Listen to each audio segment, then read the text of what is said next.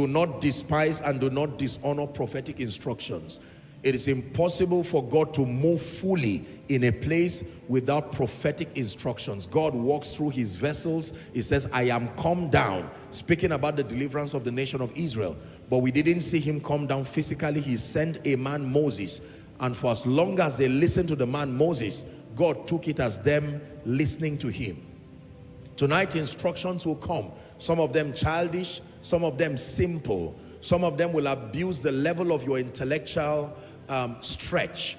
I want you to be malleable enough, childlike enough to obey prophetic instructions and watch the wonder-working power of spiritual laws. How do you bring down Jericho?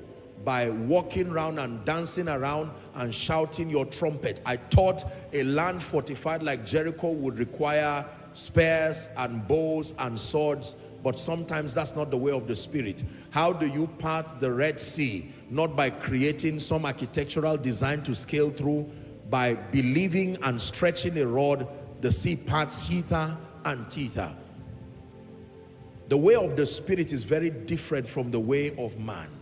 And sometimes when you get to a point where you want to do business with God, God will give you instructions that sometimes will insult your intelligence. It's up to you to believe him. For instance, Naaman was a valiant warrior. He was the captain of the Syrian army.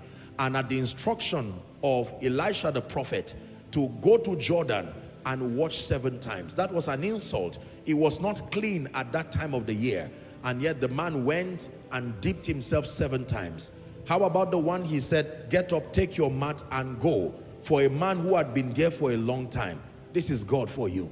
Sometimes it will be a shout. Sometimes it will be to place your hand where you are trusting God for a miracle. Sometimes it will be to just receive a prophetic decree. I pray for you tonight in the name of Jesus that as prophetic words come, you will see them as words beyond a man. That God himself has brought those words to bail you out, and that you will receive those words with all your heart.